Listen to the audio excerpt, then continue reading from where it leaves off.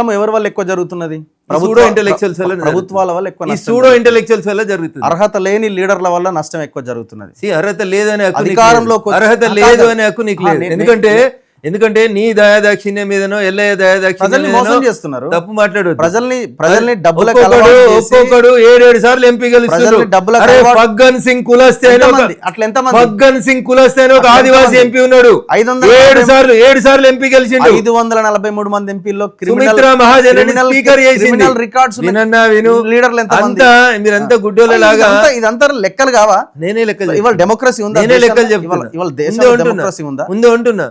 పోయిన పార్లమెంట్ లో స్పీకర్ గా చేసినటువంటి సుమిత్రా మహాజన్ ఇండోర్ నుంచి 8 సార్లు ఎంపీ గెలిచింది. అరే నువ్వు వార్డు మెంబర్ గెలిచి చూపెట్టు ఒకసారి. తమాషా చేస్తారు.